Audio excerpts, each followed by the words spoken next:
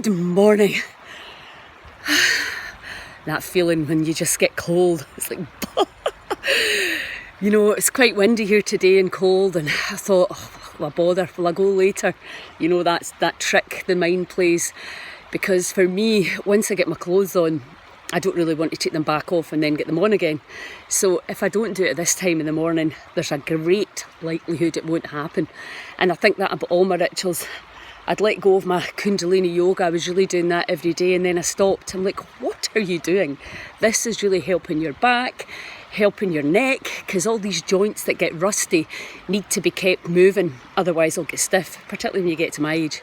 So you have to pay a little bit more attention, and it's the daily self-care practice that keeps you going, and it's much easier. I would much rather do something for 10-15 minutes every day than try and do hours, separate days of the week. So you have to find a way for your self-care that works.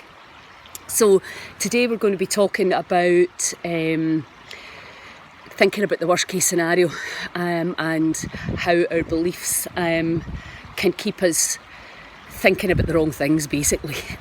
Even already in the intermittent fasting challenge, people are wondering and worrying about putting the weight back on, what happens when the challenge is over. And that's the reality of what we all do. The big thing is that we have to have these practices in our life every day, or at least the 80-20 rule, in order to stay the way you are right now. If you go back to do what you always did, you'll get what you always got, and that's pretty obvious. People used to come into our gym and ask us, how long do you have to do it for? And I would say, well, how long do you need to brush your teeth for? We are a living organism. And it'd be great if you just had to do 6 workouts and then you stayed like that for the rest of your life, but that's not the way it is, I'm afraid.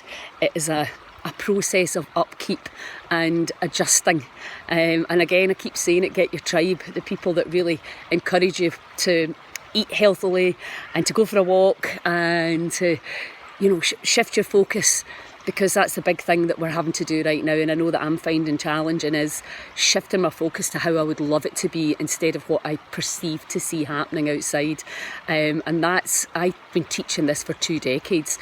Ignore the external environment and work on the inside, and what works best for you, what makes you feel good, is thinking about nice things. And right now that might be a holiday in the sun, whatever it is for you.